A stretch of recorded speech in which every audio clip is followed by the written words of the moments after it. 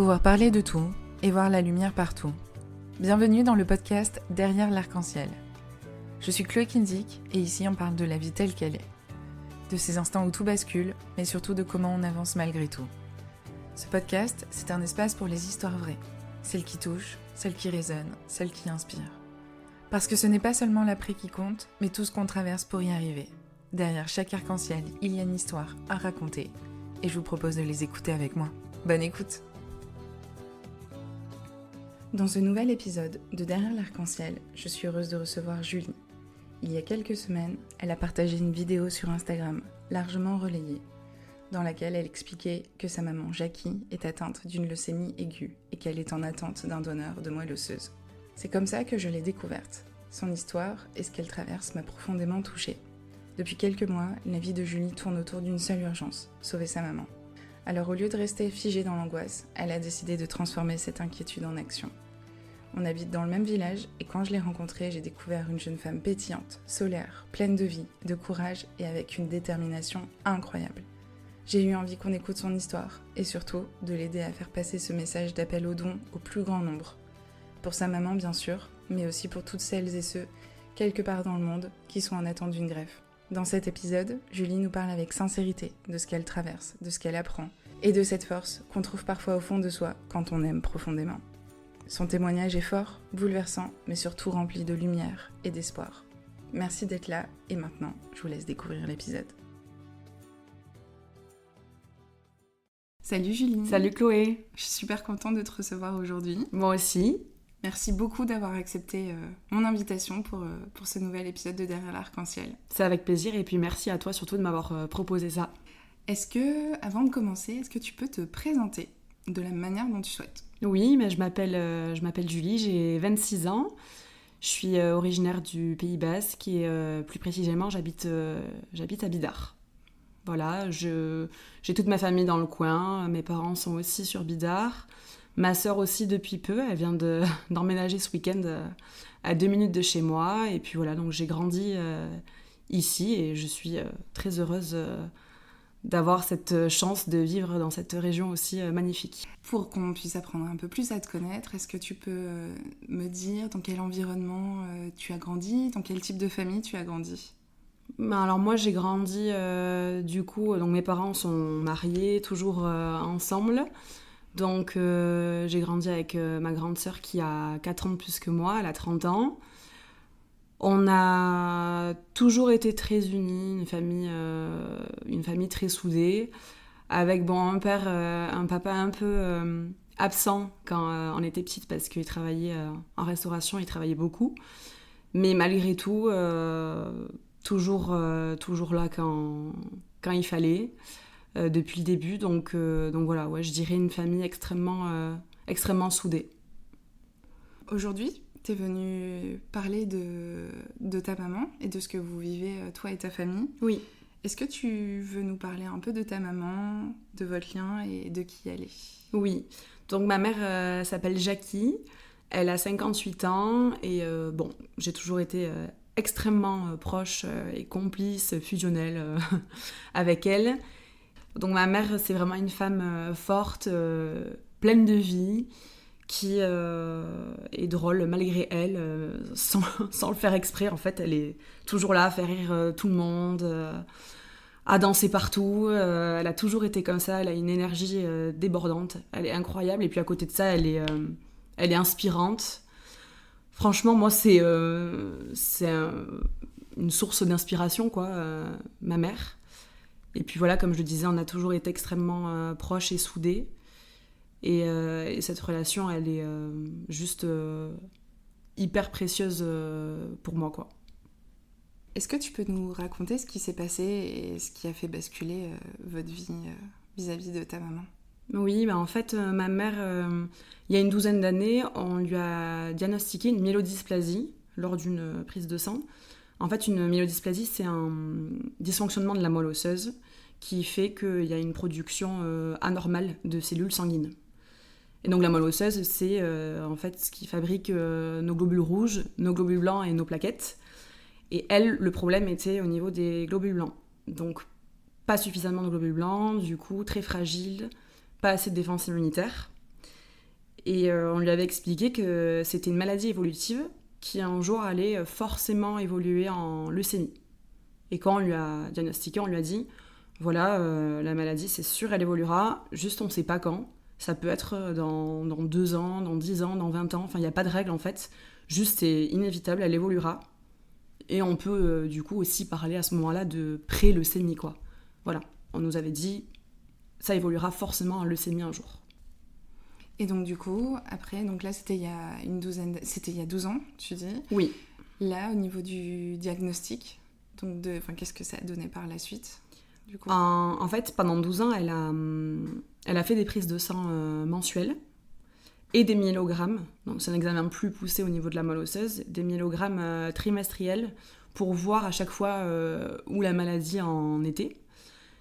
Et donc ça, tout le temps, pendant 12 ans. Et puis finalement, fin octobre dernier, là, en 2024, la prise de sang, pas très bonne, tout ça. Donc son hématologue l'appelle et lui dit qu'il faut faire des examens plus poussés. Et le verdict est tombé le jour de l'anniversaire de mariage de mes parents, le 6 novembre, c'était leur 31 ans de mariage. Et là, on a confirmé à ma mère que la maladie s'était réveillée. Et donc, elle avait une leucémie aiguë et qu'il fallait qu'elle parte en chambre stérile pour suivre des protocoles de chimio à partir du 19 novembre. Donc, vraiment, 13 jours plus tard, à l'hôpital de Bayonne. Hyper proche. Hein. Hyper proche. Comment vous avez vécu ça, du coup? En fait, moi, du coup, avec ma sœur, ils nous l'ont dit le lendemain. Ils ne l'ont pas dit le jour même. Et le lendemain, ma mère m'envoie un message, elle me dit « Tu manges à la maison ce soir ?» Du coup, je finis le boulot, j'y vais. Et en fait, quand j'arrive, déjà, je savais même pas qu'il y avait ma sœur.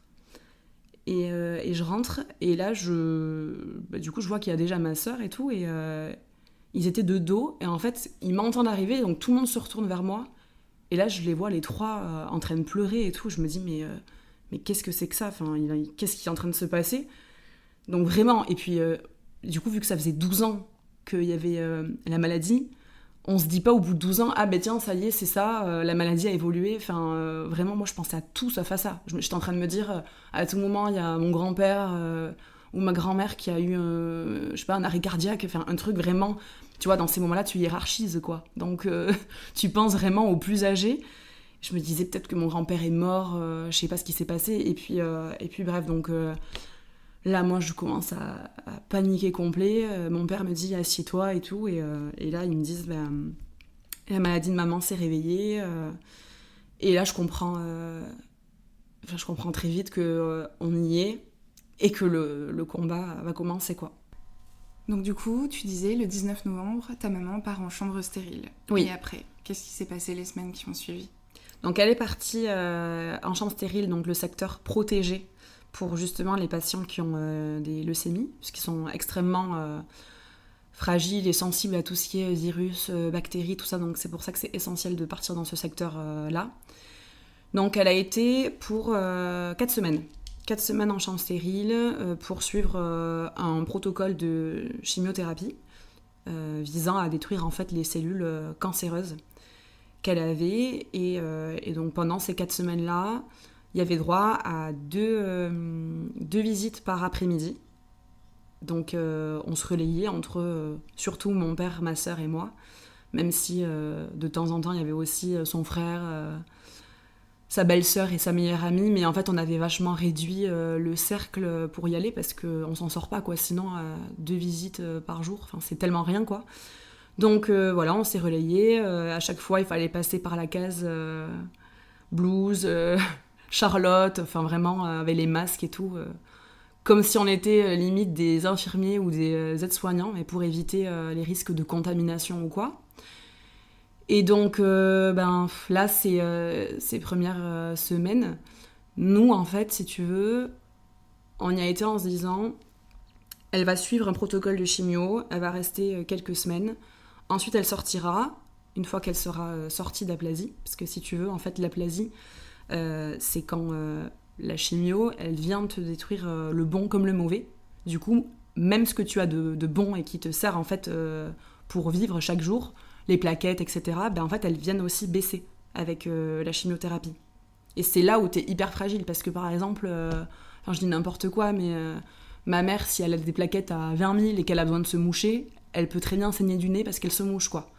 Enfin voilà, un exemple tout bête, mais du coup, tout ça pour expliquer que c'est un traitement qui la met en aplasie, et pour sortir du stérile, il faut du coup qu'elle sorte d'aplasie. Le projet, c'était qu'elle parte à peu près 4-5 semaines en chambre stérile, que derrière elle sorte, du coup, après être sortie d'aplasie, qu'ensuite elle y retourne pour ce qu'on appelle une consolidation. Mais la consolidation, en fait, c'est quand le premier traitement, le premier protocole de chimio, il a fonctionné. Du coup on vient en fait consolider ce traitement-là pour vraiment appuyer et que la maladie, elle soit indétectable, tu vois. Donc, c'était ça l'idée. Chambre stérile, consolidation à nouveau en chambre stérile, mais du coup avec un séjour un peu moins long que la première fois. Et la greffe derrière. Parce que du coup, ma mère, avec la maladie qu'elle a, depuis le début, on savait très bien qu'après la chimio qui avait fonctionné, elle aurait besoin d'aller à la greffe, qu'elle aurait besoin d'un don, en fait, pour vraiment avoir une moelle osseuse complètement nouvelle et en bonne santé. Et puis finalement, avec ces 4 semaines en chambre stérile, nous, on était persuadés que ça allait marcher, qu'il n'y aurait pas de raison ou quoi. Et puis finalement, on a appris à la refaire 1 mg et on a vu que la maladie était encore là. Donc le premier protocole de chimio n'avait pas assez fonctionné. En tout cas, c'était au bout de combien de semaines après son entrée en chambre stérile ? C'était 4 semaines après. Ok. Voilà, donc en fait, elle était censée du coup partir en consolidation de base pour la deuxième étape du coup du protocole. Elle était censée y retourner le 2 janvier. Et puis finalement, ils lui ont fait le mélogramme à peu près 4-5 jours avant qu'elle doive partir justement pour la consolidation. Et là, on a vu que la maladie était toujours là. Donc il fallait finalement partir sur un nouveau protocole de chimio avec, pour tester autre chose en fait. Parce que cette première molécule finalement n'avait pas soigné ma mère. Exactement. Voilà, donc au lieu de partir en consolidation, elle est partie un peu comme un peu retour à la case départ, okay. Finalement, tu vois, elle est repartie, cette fois-ci 3 semaines, parce qu'elle est sortie d'aplasie plus rapidement cette fois-ci. Donc avec un nouveau protocole de chimio beaucoup plus toxique, beaucoup plus agressif pour le corps, avec donc plus d'effets secondaires que le premier. C'est là notamment où elle a perdu ses cheveux et qu'elle a eu plus de fatigue, etc. Et là, nous, du coup, en voyant l'effet que ça avait sur elle physiquement, là, on se disait, bon, là, c'est sûr que ça va marcher. Enfin, il n'y a pas de sujet. Je veux dire, quand tu vois qu'il y a autant d'effets physiques sur une personne, du coup, tu penses, en fait, que ça peut que marcher. Mais pas du tout. C'est tellement fort que ça va marcher. Exactement. Mais c'est là que, en fait... du coup, plus tard, quand tu vois que malheureusement ça n'a pas fonctionné, tu te dis que t'es complètement à côté de la plaque, en fait, que tu connais rien au milieu médical et que t'es complètement perdu. Et donc, en fait, t'apprends beaucoup de choses au fur et à mesure aussi du parcours, tu vois. Donc finalement, elle est sortie de l'hôpital, c'était le 22 janvier. Et 1 semaine après, elle a fait à nouveau 1 mg pour voir si cette fois-ci ça allait marcher, et toujours pas, toujours des cellules cancéreuses présentes. Donc là on se dit encore une fois, il faut partir sur un nouveau protocole de chimio. Là franchement c'est la goutte de trop quand on se dit mais c'est pas possible, elle vient de passer au total, même si c'était pas consécutif, quand même 7 semaines, d'abord 4, ensuite 3, où elle est quand même enfermée dans une chambre, elle peut même pas aller dans le couloir ou quoi. Enfin, là on se dit c'est pas possible, ça va pas recommencer, quoi. Et petite question, est-ce que ça avait quand même, ça l'a pas soigné, mais est-ce que ça avait quand même soigné un tout petit peu, enfin est-ce que ça avait réduit un peu les cellules cancéreuses ou pas du tout? Oui, en fait ça les a réduits, mais si tu veux, quand elle a commencé, elle avait un taux de blast, donc de cellules cancéreuses, à 25%, avant de commencer le premier protocole. Et puis ensuite, tu vois, là, quand on a su que le deuxième protocole n'avait encore pas marché, elle était peut-être à 9%. Du coup, on se dit, il a quand même un peu marché puisque ça a diminué. Mais en réalité, c'est pas le résultat attendu. Le résultat attendu, c'est qu'il n'y ait plus du tout de cellules cancéreuses. Et donc, s'il en reste, c'est que le protocole n'est pas le bon. Ok. Voilà. D'accord. Mais pareil, au début, on se disait aussi que ça avait un peu marché, qu'il y avait du bon et que peut-être que si on le continuait, celui-là, ça allait continuer à faire baisser. Mais en réalité, voilà, c'est des erreurs qu'on fait parce qu'on n'est pas dans le milieu médical et qu'on n'y connaît rien. Mais C'est normal. C'est normal, voilà. Et donc là, ils ont décidé de partir, les hématologues, sur une thérapie ciblée, un traitement complètement différent par rapport vraiment au cas précis de ma mère et par rapport en fait aux mutations qu'elle a, elle, dans sa maladie. Donc c'est une thérapie qui peut se faire en plus hors chambre stérile. Donc là, on se dit déjà soulagement parce qu'elle va pas avoir besoin de repartir en chambre stérile et tout. C'est une thérapie ciblée qui se fait avec des comprimés par voie orale, donc elle peut prendre à la maison, plus des piqûres qui, sur les 3-4 premiers mois, parce qu'en fait elle a commencé ce traitement, donc c'était début février, et on a appris que ça l'avait mis en rémission complète le 27 février, donc au bout d'un mois à peu près. Ok. Donc là, voilà, thérapie ciblée, donc sous forme de comprimés par voie orale et des piqûres. Au début, qui se faisait à l'hôpital. Elle devait faire un aller-retour juste pour le temps de la piqûre. Et puis maintenant, ils ont réussi à mettre ça en place. Maintenant, ça se fait directement à la maison. Donc elle n'a même plus besoin d'aller à l'hôpital pour les piqûres. Donc ça, c'est bien. Donc, rémission complète le 27 février. Là, c'est vraiment la fête à la maison. On se dit, mais... enfin, mais c'est pas possible. Vraiment, on voit le bout du tunnel. On se dit, le plus dur est passé. Depuis le début, on nous dit il faut détruire les cellules cancéreuses pour aller à la greffe. Donc là, on se dit prochaine étape, la greffe. Il n'y aura pas de sujet, ça va se faire hyper rapidement et tout. Enfin, c'est bon, quoi. Et puis voilà. Donc après, le mois de mars s'enchaîne. Et on apprend du coup qu'ils activent vraiment les recherches par rapport justement à un potentiel donneur compatible.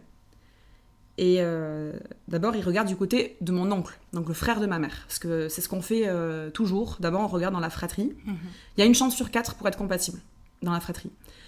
Or, le frère de ma mère, pas compatible. Du coup, second plan, ils vont regarder chez ma sœur et moi. Donc, ils font les tests, tout ça. Et puis, ma sœur et moi, ma sœur et moi, on est compatibles à 50%. Parce que dans tous les cas, les enfants sont au moins compatibles à 50%. Ça peut être plus, mais ça peut pas être moins. C'est 50. Ouais, c'est ça, pour les enfants. Donc ça s'appelle en fait quand c'est les enfants qui donnent avec une compatibilité à hauteur de 50%, on appelle ça en fait une greffe haplo-identique. Ça peut se faire. Le problème avec ma sœur et moi, c'est que ma mère a des anticorps contre nous qui sont liés à la grossesse. Donc qui dit anticorps dit que si rejet. Nous, on lui donne, nous, notre moelle osseuse, il y a un rejet. Donc, ils écartent aussi la piste de ma sœur et moi. On se dit, bon, on va y arriver, c'est pas grave. Allez, maintenant, ils vont chercher sur le registre français, européen, mondial, s'il y a besoin, parce que c'est vraiment un registre international, donc c'est ça qui est bien. Et donc, on se dit, niveau mondial, c'est bon, c'est sûr qu'on va trouver. Et puis, c'était... mi-avril à peu près, on apprend que à ce jour, on n'a personne de compatible sur le registre mondial des donneurs. Et là, on se dit, mais c'est pas possible. Il y a 41 millions d'inscrits dans le monde, c'est pas possible qu'il y ait personne pour notre mère. Enfin, non, quoi. Et puis, du coup, on se dit, là, c'est horrible parce qu'elle est prête, elle est enfin prête à aller à la greffe. Elle est conditionnée pour, elle a plus... de cellules cancéreuses, voilà, elle est en rémission complète, mais elle peut pas y aller, quoi. Donc là, on demande qu'est-ce qui va se passer maintenant, et de là, on nous a expliqué que pour éviter la rechute, parce que le risque de rechute avec les leucémies est extrêmement élevé, c'est pour ça que la greffe, elle est inévitable, elle est essentielle, en fait. Pour éviter la rechute, il faut poursuivre le traitement, donc pour pouvoir maintenir sa rémission. Et donc, c'est pour ça que là, elle est toujours en train de prendre ce traitement de manière mensuelle, c'est par cycle.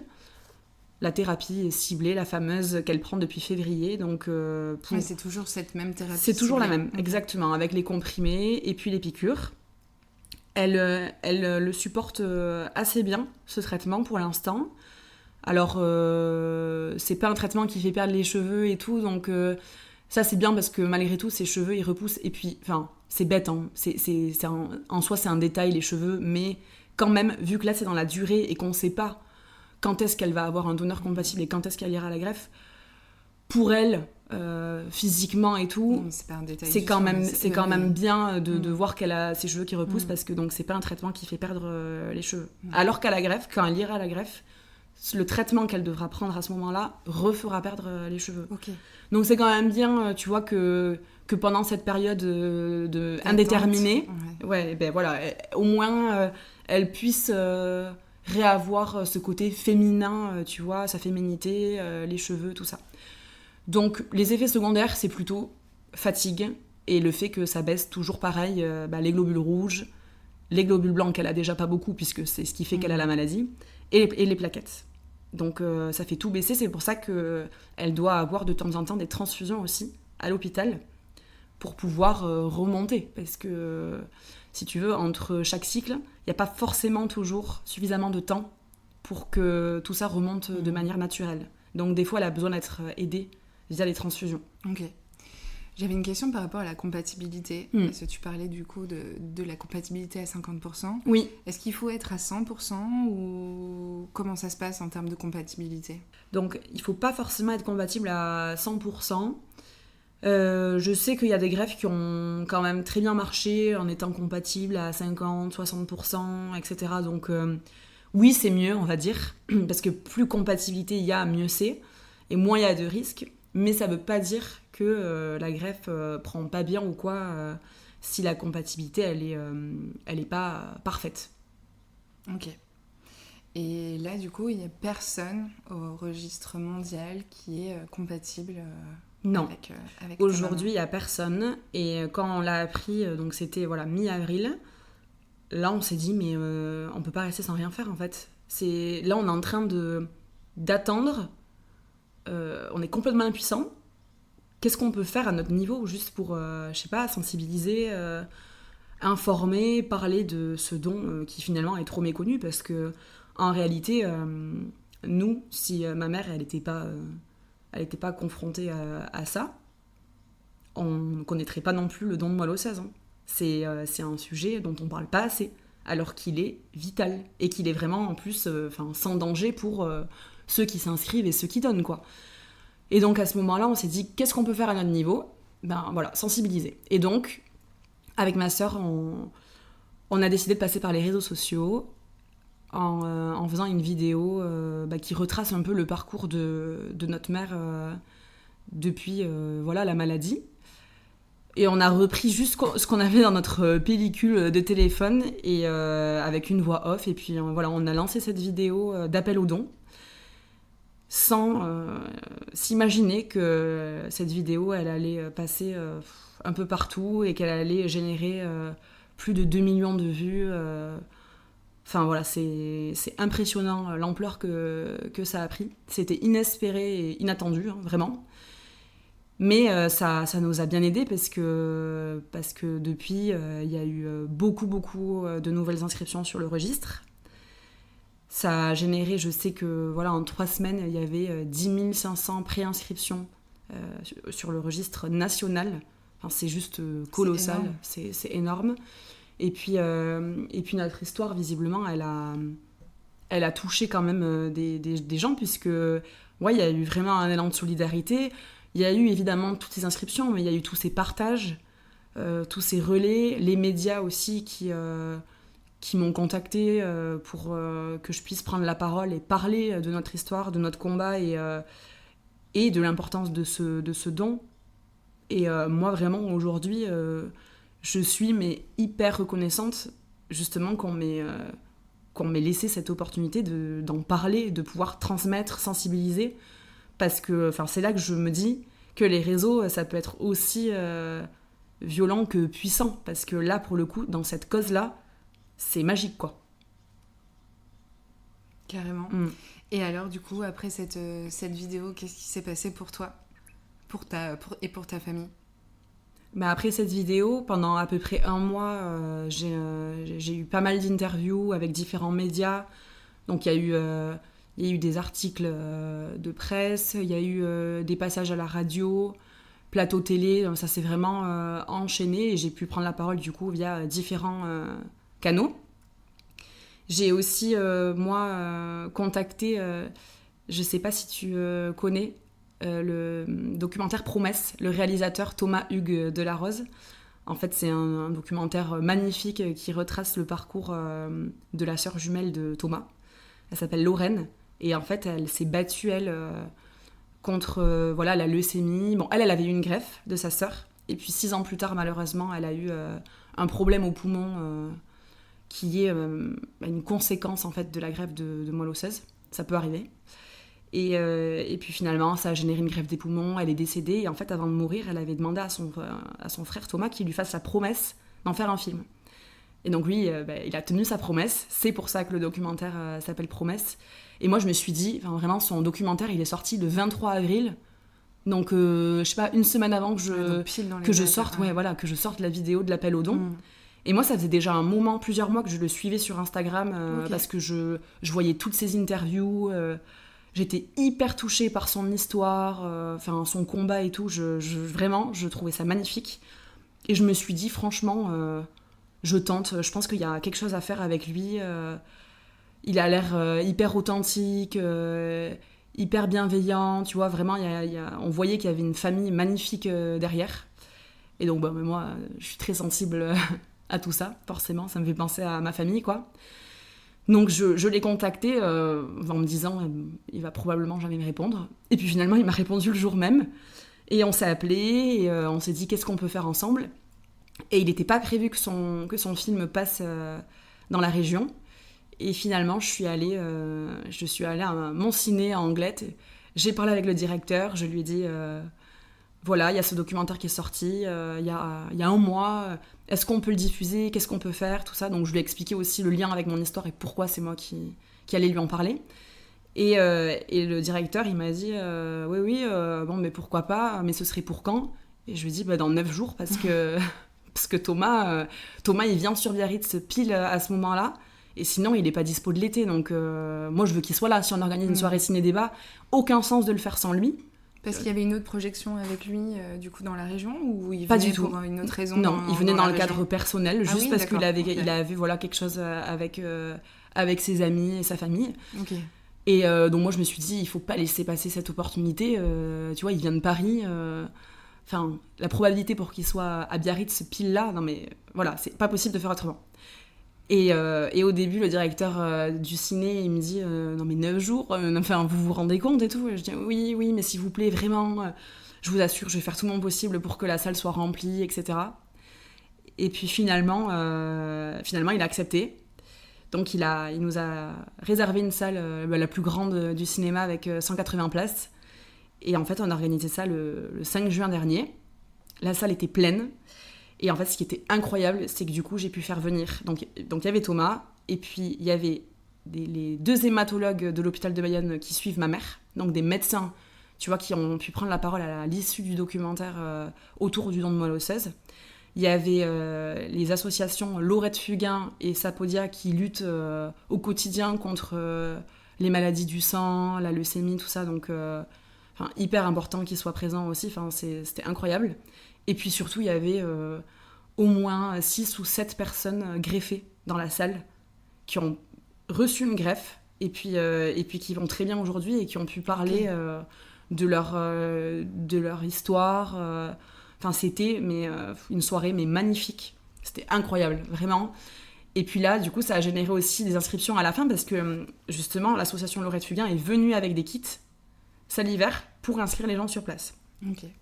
Donc il y a eu, je parle de cette soirée dans le détail parce que au-delà des médias et tout, il y a quand même eu, même si c'était qu'une soirée, elle était magnifique et elle a été très importante justement dans cette sensibilisation et dans le combat qu'on mène aujourd'hui.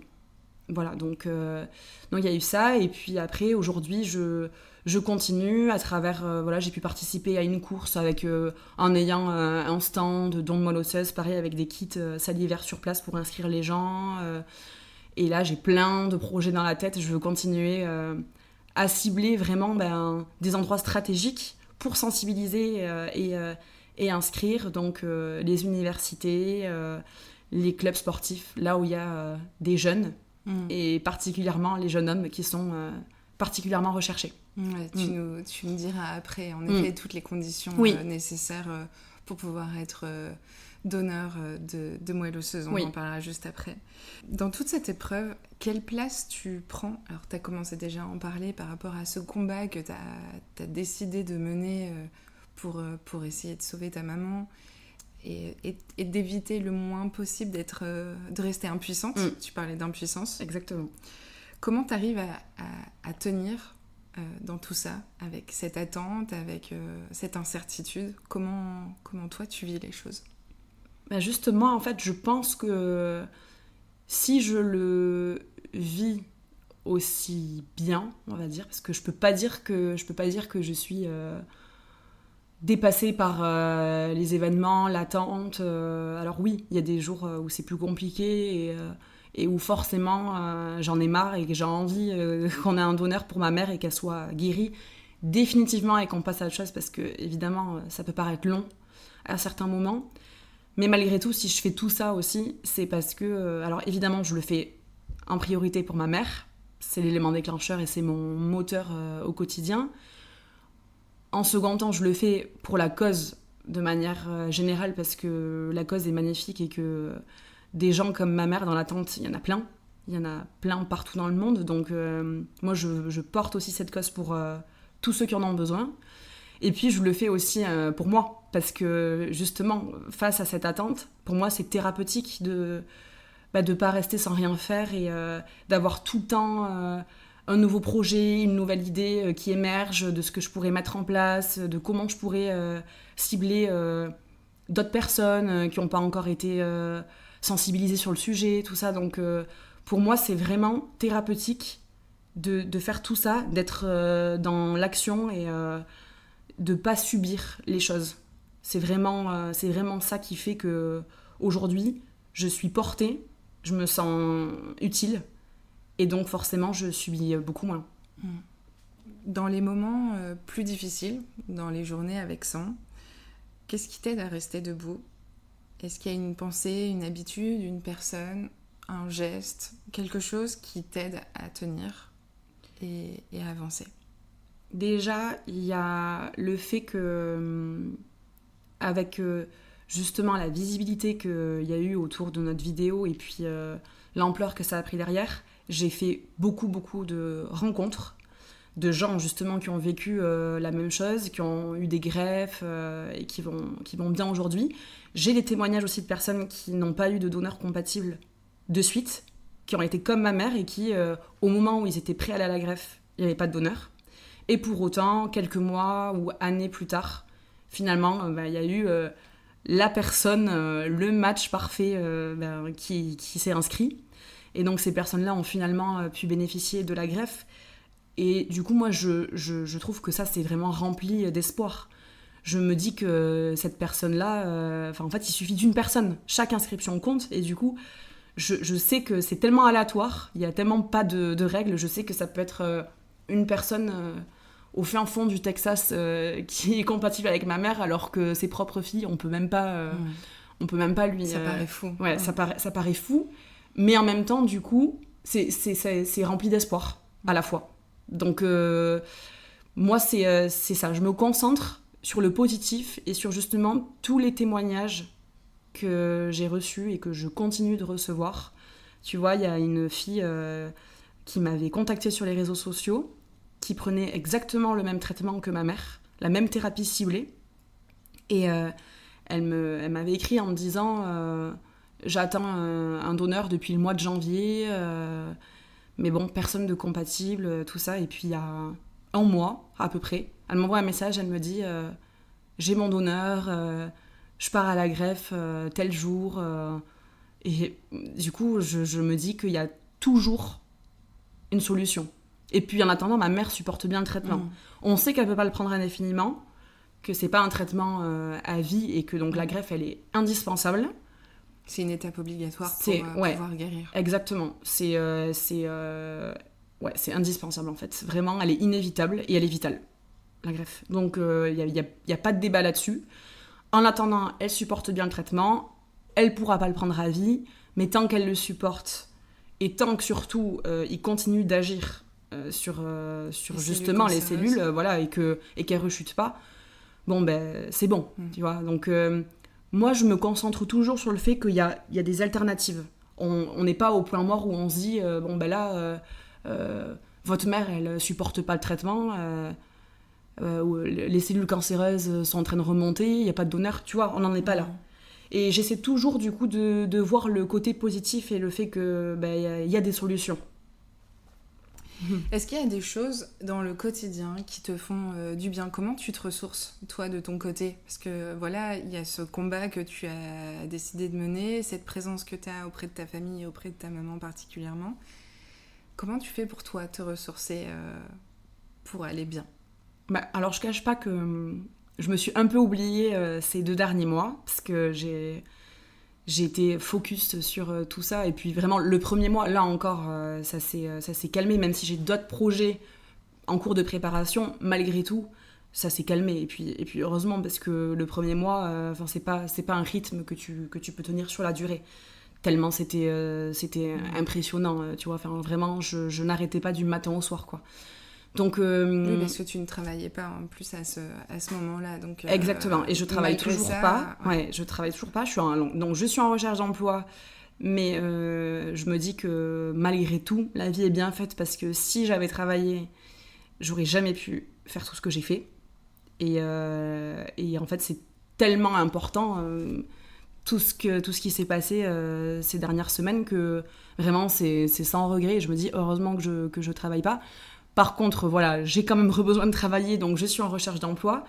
Mais oui, pour revenir à ta question, c'est vrai que je me suis quand même oubliée parce que moi, mon problème, on va dire, c'est que quand j'ai un truc dans la tête, c'est impossible de penser à autre chose. Enfin, en fait, c'est un peu tout ou rien. Et du coup, quand il y a quelque chose qui me porte vraiment, que j'aime et tout, c'est décuplé. Et surtout là sur un sujet aussi sensible et aussi important que la santé de ta maman. Exactement. Et c'est comme si finalement dans mon cerveau ça s'arrêtait jamais et je pensais tout le temps à ça. Et puis tu vois, si je sens que ça s'essouffle, ça va me stresser et du coup je vais toujours avoir une nouvelle idée de qu'est-ce que je peux faire pour relancer le truc et tout. Donc je me suis un peu...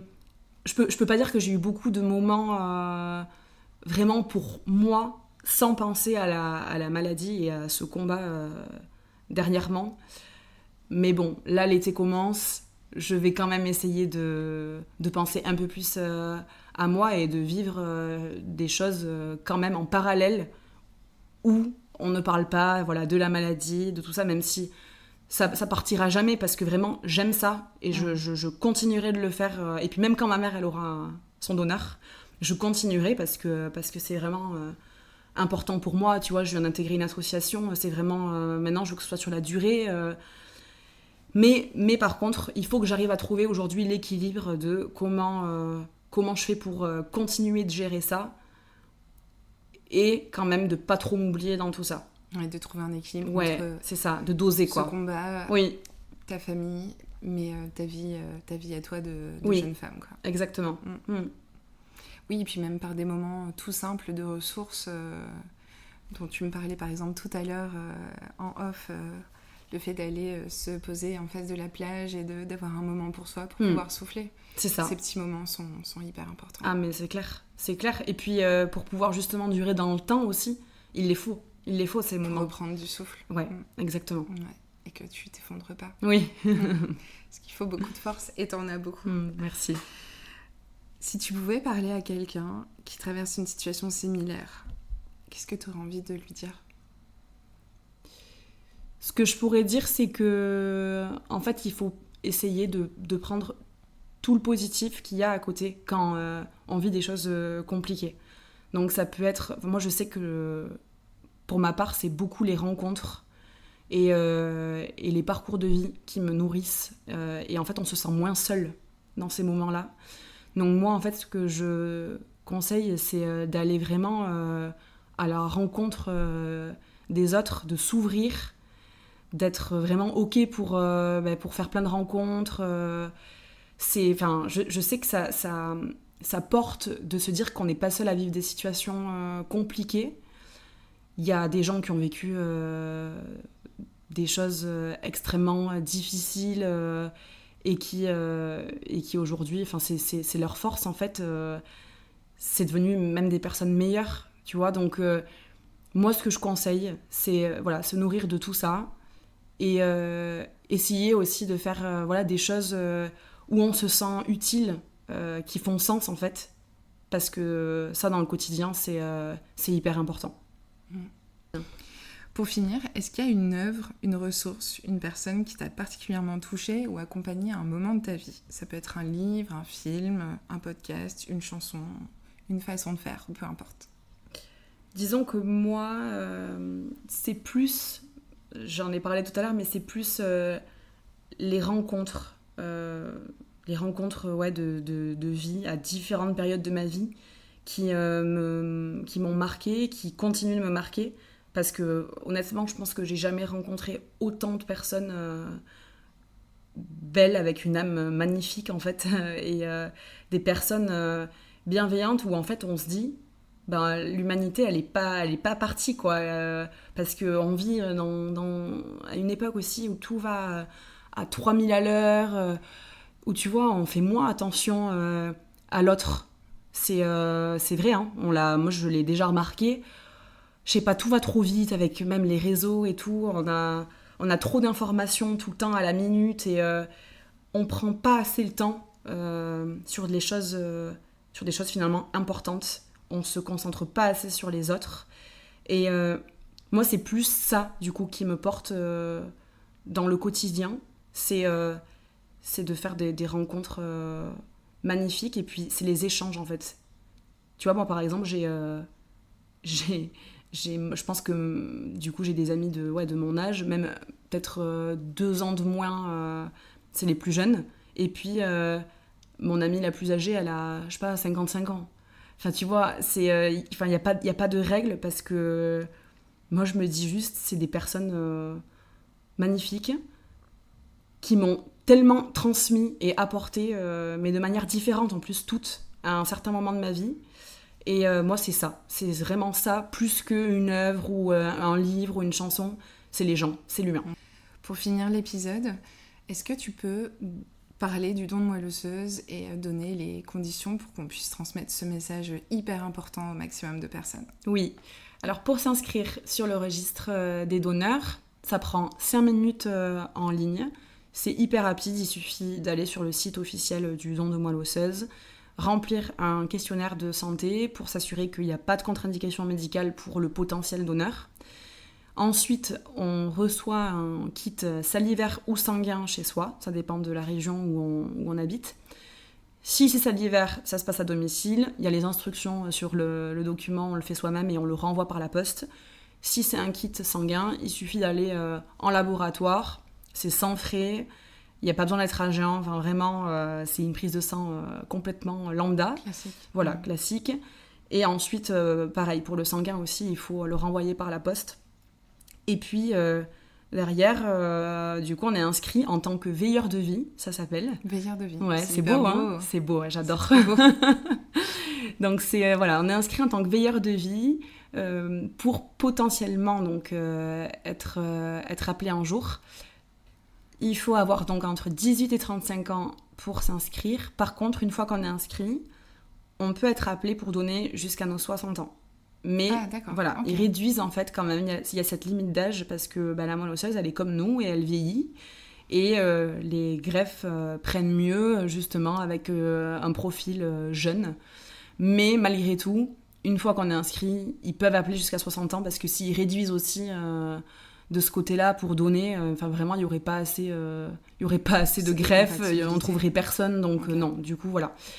Donc c'est 18-35 ans, les hommes sont particulièrement recherchés parce que les femmes développent des anticorps lors des grossesses qui peuvent compliquer la greffe. Pas toujours, mais ça peut. Comme ce que t'expliquais vis-à-vis de la compatibilité avec toi ma mère. Et ta sœur, enfin toi et ta oui, sœur vis-à-vis de votre mère. Exactement, okay. C'est ça. Donc les hommes sont particulièrement recherchés, et puis voilà, donc juste il faut être en parfaite santé, 18-35, et c'est tout, c'est sans danger, vraiment, c'est indolore, il n'y a pas de risque. Si on est appelé un jour pour donner, dans 80% des cas, c'est une grosse prise de sang de 3-4 heures. C'est un peu comme un don de plasma ou de plaquettes, sauf que c'est plus long. Mais c'est le même principe, c'est filtré, on récupère juste les cellules souches et on te réinjecte en suivant ton sang parce que c'est pas le sang qui intéresse. Et dans 20% des cas, et ça c'est plus pour soigner des cancers pédiatriques, donc c'est plus pour les enfants. Là, c'est une anesthésie générale avec un prélèvement dans les os du bassin. C'est beaucoup plus rare, mais du coup, quand on sait que c'est pour sauver la vie d'un enfant, franchement, je pense que la question, elle se pose pas pendant 10 ans non plus. On est d'accord.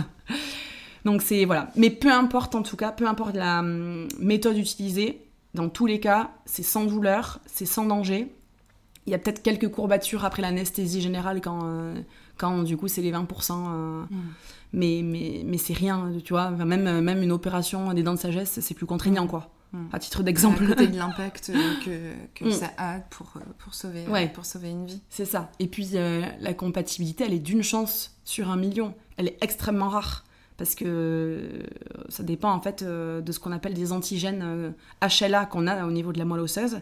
Et vu qu'il en existe des millions, ça rend la compatibilité extrêmement rare. Et c'est pour ça que chaque inscription, elle est hyper importante. Vraiment. Ça, pour une personne qui a besoin d'une greffe, en fait, il suffit d'une autre personne. C'est, voilà, c'est aussi simple que ça. C'est aussi simple que ça.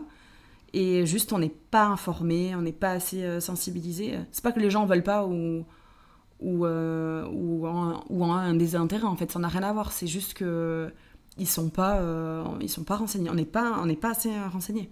Ça, moi, ça me frustre. Hein. Je me dis, mais comment c'est possible qu'à l'école, on ne nous parle pas plus de ça? Enfin, on nous apprend des trucs, on s'en sert jamais. Et tout ce qui est sauver des vies et tout, on n'est pas... Même en médecine, on leur en parle quasiment pas du don de moelle osseuse. Enfin, c'est dingue, vraiment. Même en médecine? Non, mais oui. Non, mais c'est dingue, vraiment. Parce que là, on parle du don de moelle osseuse, mais c'est vrai qu'on peut étendre ce sujet sur tout type de don. Le don de vie. Don de plasma, de plaquettes, de sang, tout simplement. C'est ça. Bah, c'est le don de vie, hein. C'est le don de soi. Vie. Et on a cette chance de pouvoir sauver des vies de notre vivant. Enfin, franchement, c'est beau, quoi. Moi, je me dis, oui, on peut donner nos organes et tout une fois qu'on est mort. Mais le fait de le faire déjà de notre vivant, c'est encore plus beau. J'ai l'impression qu'on parle peut-être même plus du don d'organes que du don de vie pour étendre sur tous les sujets. Exactement. C'est fou. C'est fou. Vraiment, il y a des choses qui me dépassent un peu. Et c'est pour ça qu'à mon petit niveau, j'essaie de faire un peu bouger les lignes. Et c'est pour ça que je vais pas lâcher. Mais en tout cas, moi, la seule chose que je peux dire, c'est de ne pas hésiter. C'est pas la moelle épinière. Beaucoup aussi confondent la moelle osseuse et la moelle épinière. Ils sont persuadés qu'on va leur bousiller la colonne vertébrale. Mais ça n'a rien à voir. De se renseigner. Mais oui, c'est ça. Et de donner toutes ces informations, le fait que ça soit indolore. Et même si ça l'était peut-être un tout petit peu, à côté de l'impact que ça a pour sauver une vie, même peut-être plusieurs, on n'en sait rien. C'est ça. Chaque geste compte. Totalement. Ouais. Merci beaucoup. Mais merci à toi, Chloé, de m'avoir reçue. Avec plaisir. Et écouté. Est-ce qu'il y a quelque chose que tu veux ajouter avant de finir? C'est pour rebondir sur ce que je viens d'expliquer, c'est de ne pas hésiter à s'inscrire. Mais au-delà du don de moelle osseuse, c'est vraiment le don de vie, le don de soi, c'est essentiel. Il faut toujours se mettre à la place des autres et en fait, c'est pas parce qu'aujourd'hui on est en bonne santé que demain on n'aura pas aussi nous besoin justement de plaquettes, de moelle osseuse, on sait pas. Hein. Donc, quelqu'un de notre famille. Ouais. Exactement. Et c'est pour ça, il faut pas hésiter, il faut pas le négliger. On se rend pas compte en fait à quel point c'est précieux. C'est pour ça que j'insiste vraiment sur le fait que il faut pas hésiter. Pour moi, il y a rien de plus beau que de pouvoir justement sauver la vie d'une personne de notre vivant. Alors, ça n'a pas de prix, quoi. Et comme tu le disais très justement tout à l'heure, tant qu'on n'est pas concerné, en fait, on n'est pas au courant, on se sent pas concerné. Et donc, du coup, on prend ça avec beaucoup de distance. C'est ça. Alors que ça on peut n'y pense toucher, pas. on n'y pense pas. Et comme tu l'as dit aussi, il y a un vrai sujet en termes d'éducation, que ce soit à l'école ou au quotidien, dès le plus jeune âge. Le fait d'avoir cette possibilité-là, où tu parlais de projets aussi par rapport aux universités, le fait de pouvoir faire de la prévention et d'aller chercher des donneurs dans des endroits où les profils peuvent être vraiment très intéressants pour la compatibilité. Donc il y a un vrai sujet d'éducation à faire et merci pour ce rappel. Merci beaucoup, Julie. Merci à toi, pour moi aussi. Aujourd'hui. Merci beaucoup. Et on croise les doigts pour que ta maman puisse trouver un donneur au plus vite. Ça arrivera. Ça arrivera. Je croise les doigts et on va tout faire pour que ton message et que ta cause, elle aille le plus loin possible pour ta maman et pour toutes les autres personnes qui sont en attente aussi. Merci beaucoup, Julie. Merci à toi. Merci à vous d'avoir écouté ce nouvel épisode de Derrière l'arc-en-ciel. Si cet épisode vous a plu, n'hésitez pas à le partager autour de vous. Vous pouvez aussi m'écrire, je serai ravie de lire vos retours. Vous pouvez laisser une note ou un avis sur Spotify ou Apple Podcasts, ça m'aidera énormément à faire connaître le podcast. À très bientôt pour un prochain épisode et surtout, prenez soin de vous.